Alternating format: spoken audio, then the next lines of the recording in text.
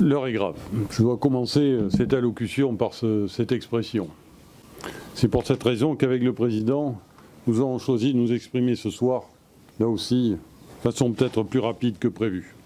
En effet, jamais nous n'avons connu sur le territoire une telle situation, y compris à l'automne dernier où nous avions pourtant connu, fin octobre, début novembre, une crise sanitaire forte. Juste quelques chiffres pour bien comprendre. Le 6 juillet, nous avions 0 hospitalisation, 0 réanimation et un taux d'incidence inférieur à 10, c'est-à-dire 10 cas pour 100 000 habitants pendant 7 jours. Le 16 juillet, nous étions toujours à peu près dans la même situation. Il y avait quelques cas d'hospitalisation. Et le 30 juillet, au moment des premières annonces de l'État et du pays, pour annoncer le renforcement des mesures, nous comptions 39 hospitalisations, dont 8 en réa, et un taux d'incidence de 216 pour 100 000 habitants. Et ce matin, 11 août, le bilan est très alarmant.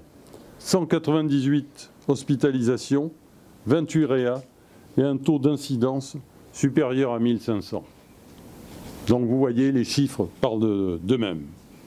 Et rappelez-vous, le pic de l'automne dernier, qui apparaît aujourd'hui presque faible au vu des chiffres que nous connaissons, le 16 octobre 2020, quand nous nous étions exprimés avec le président Fritsch, le nombre de cas actifs était de 939. Ce matin, il est de plus de 4200.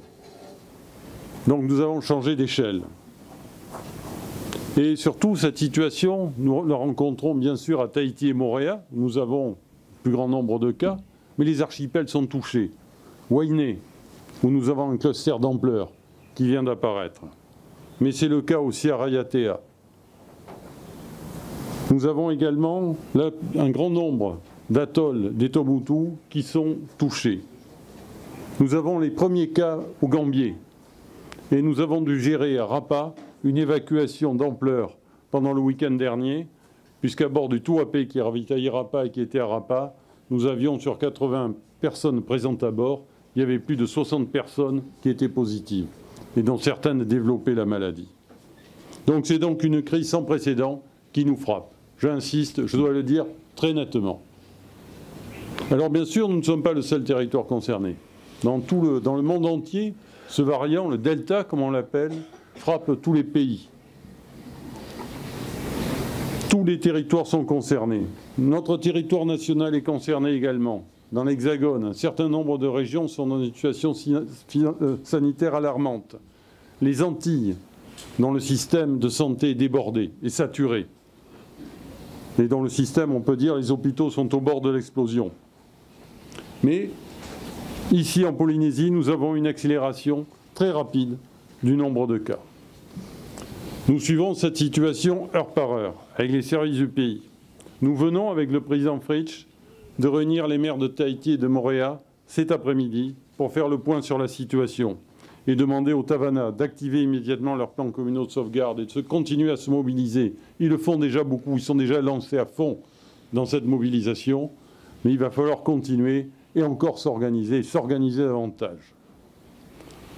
Alors face à cette situation, nous avions déjà annoncé avec le pays un durcissement des mesures sanitaires le 30 juillet, puis à nouveau le 6 août. Je rappelle rapidement ces mesures. C'était à la limitation des rassemblements, des compétitions sportives à huis clos, c'était la limitation de la jauge, c'est-à-dire le nombre de personnes pouvant fréquenter les établissements recevant du public, c'était un certain nombre d'événements qui étaient interdits, tous les regroupements. Mais entre le 6 août, dernières annonces, et le 11 août, ce sont près de 2540 nouveaux cas actifs qui ont été détectés. Et le centre hospitalier de Polynésie française et les hôpitaux secondaires sont donc aujourd'hui en très grande difficulté à l'heure où je vous parle. On parle d'installer des lits dans la nef de l'hôpital ici, à Tahiti. Ça montre l'ampleur du problème et de la crise que nous traversons. Aussi, le président de la République a pris la mesure de cette situation en rétablissant cette nuit, par décret en Conseil des ministres, l'état d'urgence sanitaire pour la Polynésie française. Le Conseil des ministres était uniquement consacré, d'ailleurs, c'était le seul sujet à l'ordre du jour en cette période, c'était le rétablissement de l'état d'urgence sanitaire qui va nous permettre, avec le président Fritsch, de mettre en place de nouvelles mesures. C'est pour cette raison que nous avons tenu ce soir solennellement à nous exprimer devant vous, car nous sommes décidés d'aller plus loin que les premières mesures de freinage qui ont été prises et qui ont été adoptées au début du mois. Et ce durcissement des règles sanitaires se traduit par plusieurs points successifs sur lesquels je vais revenir maintenant et que je vais préciser. Alors bien sûr, le premier levier porte sur de nouvelles interdictions. Et il s'agissait d'aller vite en cette période, même si certains ont anticipé, c'est d'interdire les rassemblements, compétitions, manifestations sportives et culturelles qui seront interdites dans toute la Polynésie à compter de demain. C'est toutes les manifestations, les rencontres culturelles, les regroupements, sportifs aussi. Tout ceci est annulé à partir de demain. Alors bien sûr, on va maintenir la pratique du sport, les pratiques scolaires, périscolaires et les entraînements demeureront autorisés jusqu'à nouvel ordre. Mais nous serons amenés à préciser, d'ici au plus tard le début de la semaine prochaine, les modalités d'exercice de certaines activités. Je parle des salles de sport, de l'utilisation des gymnases et d'un certain nombre d'équipements. Nous préciserons dans quelles conditions tout ceci sera utilisé. Le deuxième levier, c'est le couvre-feu, qui entrera bien en vigueur. Je l'avais annoncé déjà, j'avais envisagé d'utiliser cette possibilité déjà depuis une semaine, mais le couvre-feu entrera en vigueur, comme annoncé, ce soir à minuit, pour tout le territoire, pour une application dans les jours qui viennent, de 21 h le soir à 4 h du matin, sur l'ensemble du territoire polynésien. Tous les archipels seront concernés par le couvre-feu, compte tenu de l'augmentation du nombre de cas que nous avons pu constater dans tous les archipels. Ça signifie qu'il ne sera pas possible de sortir de chez soi le soir pendant ces horaires, mis à part pour un motif médical, professionnel et familial qui ne peut être différé. Nous avions déjà connu ça précédemment. Nous avons donc remis en place ces dispositifs. Les attestations d'un point de vue pratique, les attestations de déplacement dérogatoire seront disponibles sur le site internet du Haut-Commissariat et j'ai d'ores et déjà demandé aux forces de l'ordre d'opérer des contrôles stricts en la matière.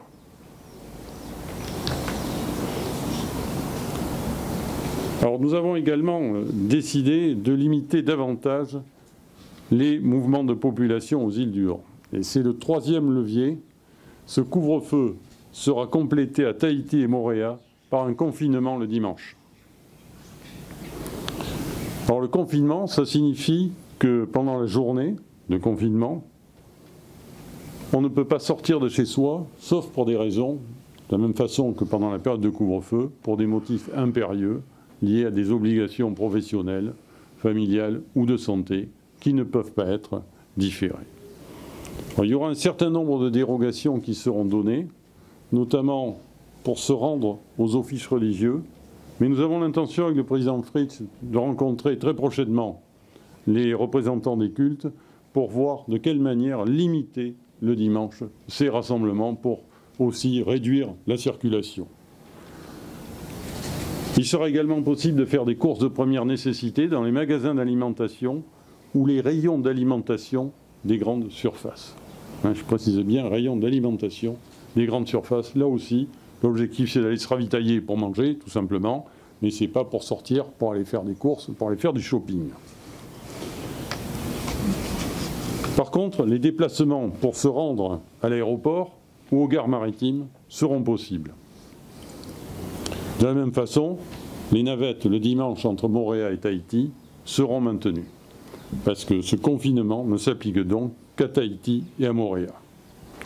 L'accès aux plages sera interdit le dimanche, et sur ce point encore, des contrôles seront réalisés. Les modèles d'attestation dérogatoires aussi seront disponibles sur le site internet du Haut-Commissariat.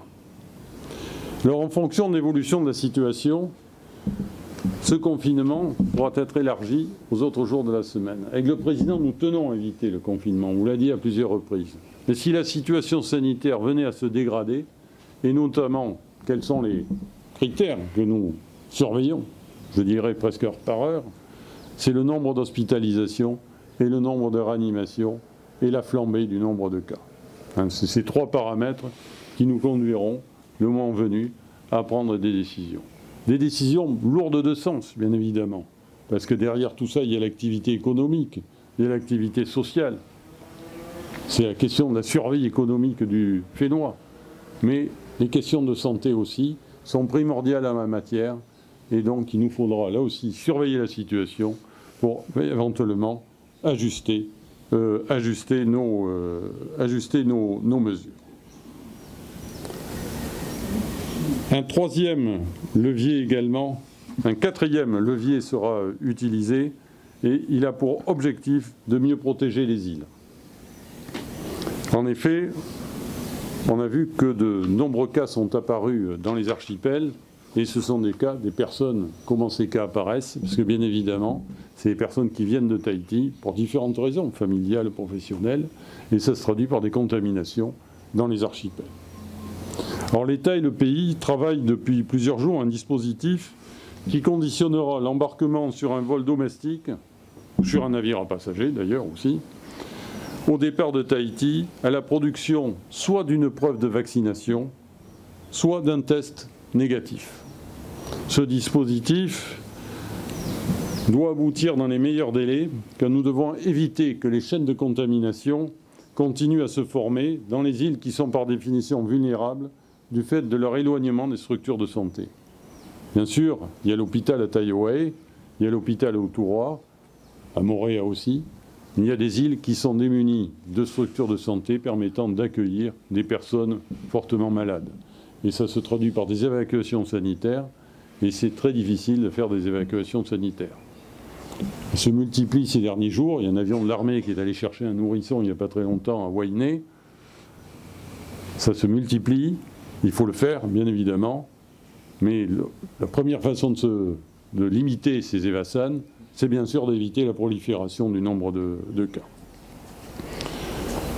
Et ça permettra, ce dispositif, qui n'est pas un pass sanitaire au sens strict du terme, je tiens à le dire, c'est un système d'autorisation pour se rendre dans les îles. Ça nous permettra peut-être de voir quelles sont les contraintes techniques pour mettre en place d'ailleurs un pass sanitaire. Alors le cinquième levier consiste toujours à maintenir le contrôle aux frontières, tout en recentrant, on verra, les personnels de santé vers les missions liées au dépistage de la population et à la vaccination. Alors c'est vrai que grâce à la progression spectaculaire de la vaccination en Europe et aux États-Unis, aujourd'hui, 99% des voyageurs qui viennent des États-Unis sont vaccinés et 97% de ceux qui viennent de métropole le sont aussi. Et en outre, les vaccinés comme les non-vaccinés qui arrivent sur le territoire pratiquent un test à J0 et l'expert nous enseigne maintenant qu'il n'y a plus qu'un ou à deux cas positifs pour 1000 personnes arrivées. Il faut donc se rendre à l'évidence, le virus ne se diffuse pas à cause des touristes, qui sont tous vaccinés, mais se propage sur le territoire par les contacts qu'entretiennent les résidents. Et c'est là maintenant qu'il y a ce développement, et c'est là où il faut porter nos efforts. Alors le contrôle des voyageurs sera maintenu, car il a fait ses preuves. Les motifs impérieux, la quarantaine pour les non-vaccinés vont se poursuivre, mais les modalités de réalisation des tests vont en revanche évoluer, avec des coffre-checks, c'est-à-dire des autotests, qui seront distribués à J0 par l'ILM et qui permettront de dégager des moyens humains. Voilà les grandes lignes des mesures que nous avons adoptées. Donc un renforcement des mesures pour éviter les regroupements, le couvre-feu, 21h, 4h du matin, le confinement le dimanche, la limitation de la circulation de Tahiti vers les archipels pour les réserver aux personnes vaccinées ou qui ont un test négatif, et le maintien des contrôles à l'arrivée à l'aéroport. C'est un arsenal que nous allons mettre en place tout de suite, mais il faudra vérifier que ces dispositifs permettent rapidement de casser les chaînes de contamination et de diminuer la pression sur l'hôpital. Premier objectif, c'est de diminuer la pression sur l'hôpital. C'est ça la première chose que nous devons faire. Alors, toujours, la solidarité nationale s'exprimera en la matière. L'État continue à être présent aux côtés de la Polynésie française. D'un point de vue sanitaire, d'abord, nous allons recevoir d'ici la fin du mois 14 000 doses supplémentaires de vaccin Pfizer, qui vont s'ajouter aux 70 000 doses Pfizer et de Janssen qui sont encore disponibles. Donc on a de quoi vacciner à grande échelle.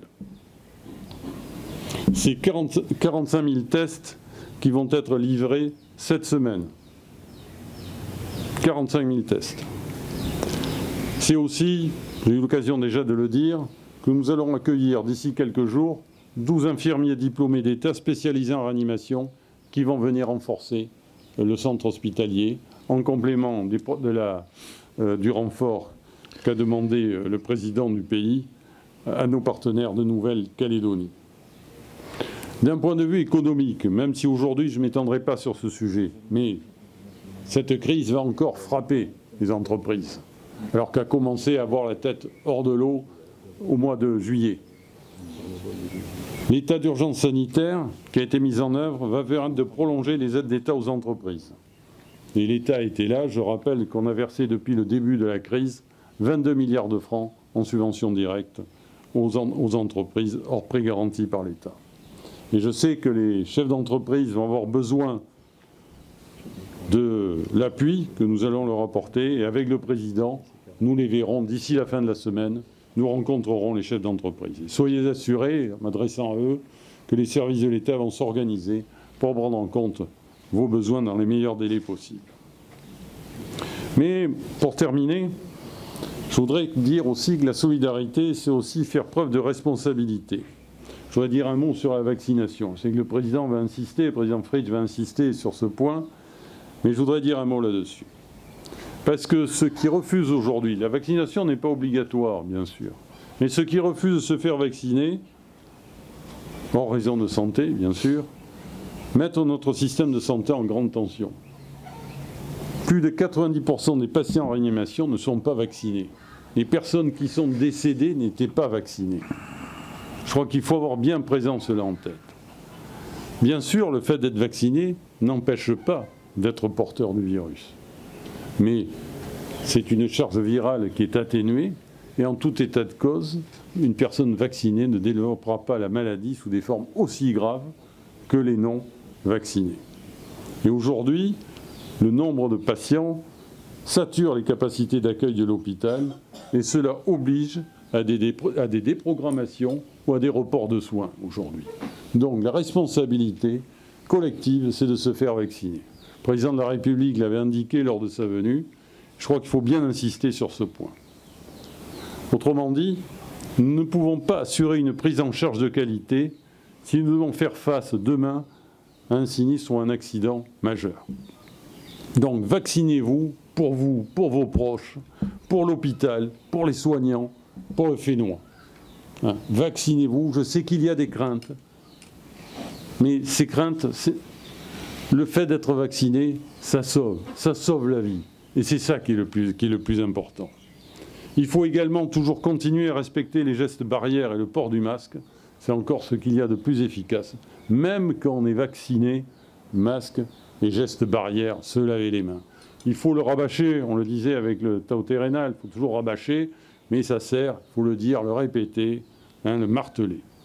Et éviter de se rassembler, on évite les rassemblements. En ce moment, le fait d'être rassemblé, c'est un risque supplémentaire et il faut le faire, que ce soit dans la sphère publique ou dans la sphère privée. Donc il faut que nous nous protégions. Nous allons traverser des moments certainement très difficiles, tous collectivement. Il faut qu'on se serre les coudes en la matière et il faut surtout avoir une très grande vigilance pour se protéger, pour protéger les siens. Hein. Je sais pouvoir compter sur tout le monde dans cette action.